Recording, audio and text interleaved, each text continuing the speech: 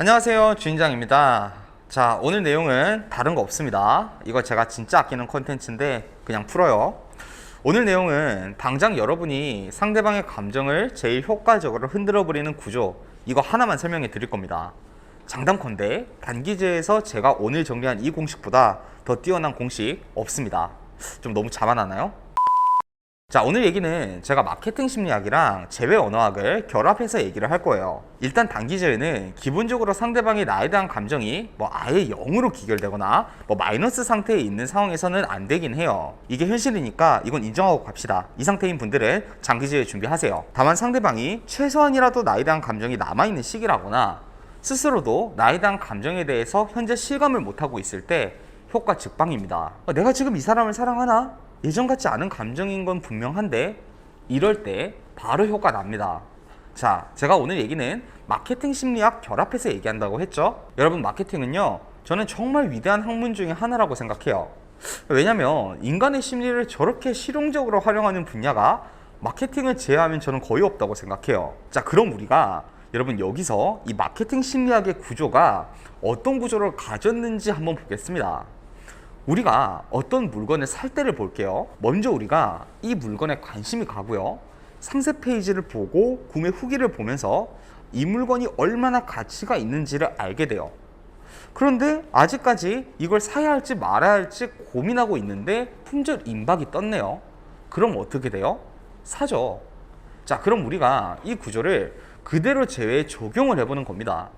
자, 오늘은 마케팅 예시랑 재회 언어 예시랑 같이 설명을 해드릴게요. 자, 저는 이걸 4가지 파트로 구분하거든요.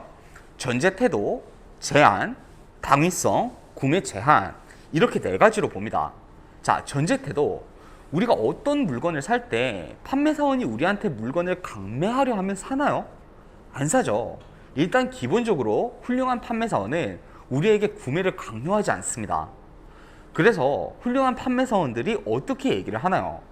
구매하는 건 고객님 결정이지만 저희 물건에 대해서 알아봐 주시는 것만으로도 감사하죠. 그리고 저희 물건이 가치가 있는 이유는 이러이러한 장점과 이러한 결과가 나타나기 때문입니다. 이걸 신뢰할 수 있는 이유는 저희는 이런 국가 단체에서 인증을 받았고요. 또 실사용 구매하신 분들은 이런 만족도 후기를 보여주셨어요. 이렇게 이 상품에 대한 가치를 우리한테 증명을 합니다. 그리고 마지막에는 다만 지금 저희가 이 물건의 공급이 원활하지 않아서 수량이 제한되어 있습니다. 혹은 지금까지 할인이 적용되고 이 다음에는 원가로 복원됩니다. 듣는 고객마다 취향 차이는 있겠지만 이렇게 위기감 조성이 이루어지면 구매가 원활하게 이루어집니다. 자, 이 구조가 제외에 그대로 넣을 수가 있어요. 전제 태도는 우리가 제외를 먼저 상대방에게 강요하거나 어떤 직접적인 제안을 하는 것은 아니에요. 예를 들면 다시 한번 생각해 줘라, 나한테 한 번 더 기회를 줘라, 이런 얘기를 하는 순간에 우리가 하는 말은 안 들리는 겁니다. 자, 그리고 제안, 내 사랑이 얼마나 가치가 있는 사랑인지를 알려주는 겁니다.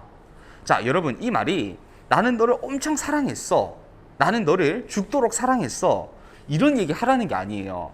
제가 밑에서 방법 다 알려드릴 거예요. 자, 그리고 3번째, 당위성. 왜 내가 너를 이렇게 사랑하는 건지 그 당위성을 확보해서 상대방이 절대 비판하지 못하고 있는 그대로 내 주장을 받아들이도록 만들어 버리는 겁니다. 자, 그리고 마지막, 우리도 위기감을 조성해서 상대방이 자신이 원할 때 무조건 우리를 선택할 수 없을 것이다 라는 이런 감정을 주는 겁니다. 자, 그러면 제가 이게 전반적인 구조라는 거 알려드리면서 디테일하게 하나씩 알려드려 볼게요.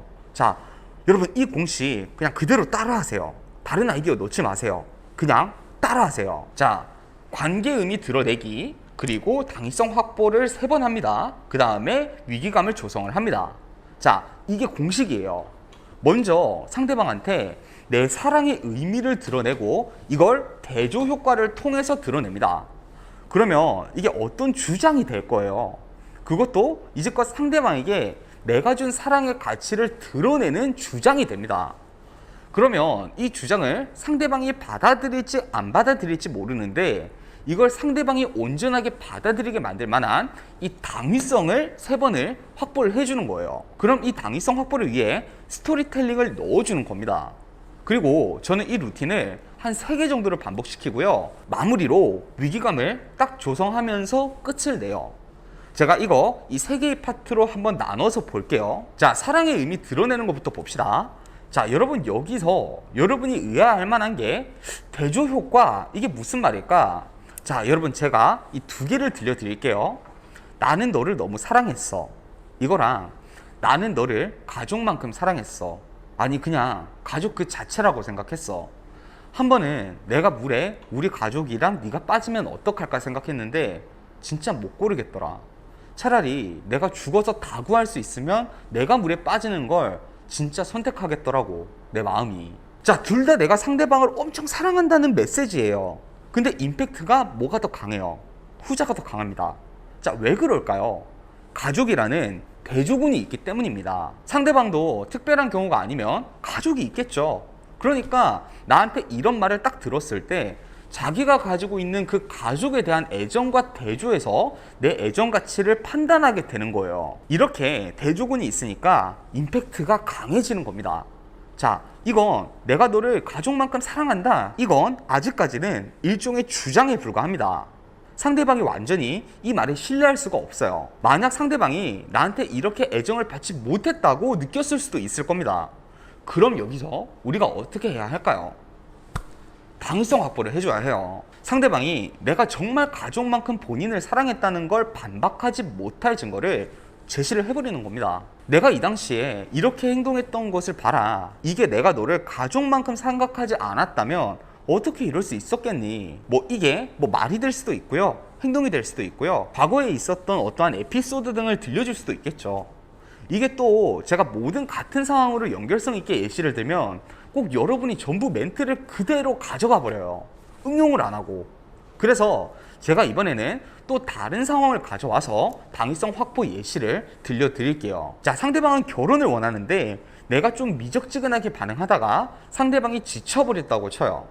그럼 우리가 상대방한테 나도 너랑 결혼을 원했었다라는 주장을 했다고 칩시다. 그럼 여기서 당위성 확보를 해보도록 할게요. 사실 엄밀히 말해서 우리 가족은 내가 아직 결혼하는 걸 반대하는 입장이고 너는 내가 너한테 확신이 없는 게 아니라면 이럴 이유가 없다고 생각했던 것 같은데 나한텐 결혼이란 게 너가 결혼을 생각하는 거랑은 관점이 달랐어.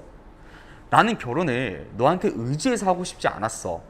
그냥 너랑 결혼한다고 너한테 경제적으로든 정신적으로든 기대서 결혼하는 게 아니라 나도 너한테 경제적으로 도움을 주고 정신적으로 도움을 주고 둘이서 다복하고 남부럽지 않게 시작하고 싶었어. 그리고 너 솔직히 지금 결혼하면 대출해야 되잖아.